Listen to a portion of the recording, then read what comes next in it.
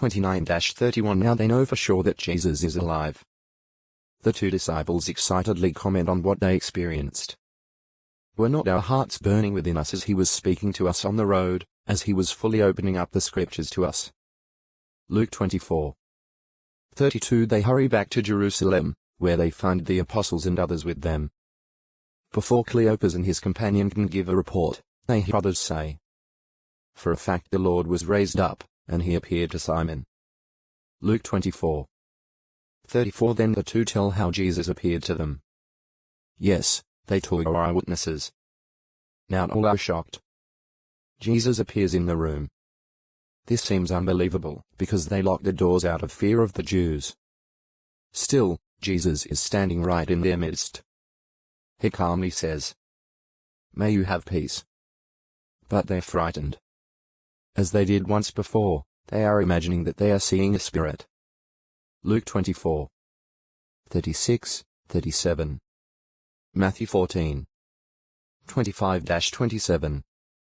To prove that he is no apparition or something they merely imagine but, rather, that he does have a fleshly body, Jesus shows them his hands and feet and says, "Why are you troubled, and why have doubts come up in your hearts? See my hands and my feet, that it is I myself.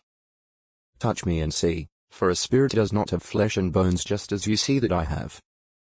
Luke 24:36-39 They are overjoyed and amazed but still somewhat reluctant to believe.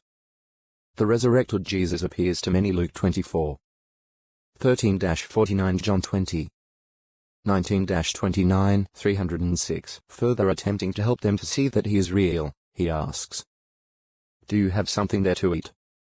He accepts a piece of broiled fish and eats it. Then he says, "These are my words that I spoke to you while I was yet with you before my death, that all the things written about me in the law of Moses and in the prophets and Psalms must be fulfilled." Luke 24:41-44 Jesus had helped Cleopas and his companion to understand the scriptures, and he does so now for all those gathered there.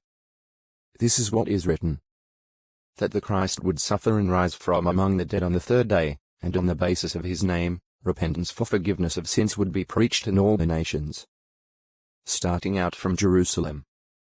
You are to be witnesses of these things. Luke 24:46-48 For some reason the Apostle Thomas is not present. In the following days, others joyfully tell him, "We have seen the Lord."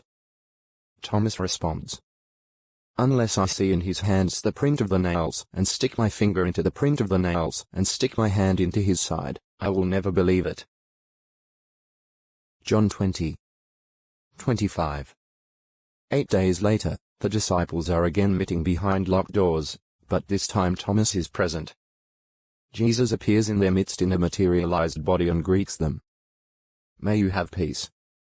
Turning to Thomas, Jesus says, "Put your finger here, and see my hands, and take your hand and stick it into my side, and stop doubting but believe." Thomas exclaims, "My Lord and my God." John 20:2628 Yes, he now has no doubts that Jesus is alive as a divine being who is Jehovah God's representative. "Because you have seen me, have you believed?" Jesus says. Happy are those who have not seen and yet believe. John 20:29 Jesus appears on the road to Emmaus. He repeatedly opens up the scriptures to his disciples. Thomas ceases to doubt. A stranger makes what inquiry of two disciples going to Emmaus? Why do the hearts of the disciples soon burn within them? When Cleopas and his companion return to Jerusalem, what exciting report do they hear, and what then happens? How is Thomas finally convinced that Jesus is alive?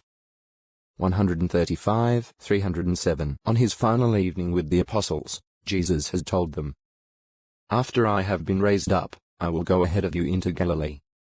Matthew 26:32-28 7:10 Now many of his followers make the trip, but what should they do in Galilee? At one point, Peter tells 6 of the apostles, "I am going fishing." All 6 respond, "We are coming with you." John 21:3 The whole night, they do not catch anything. As it is getting light, Jesus appears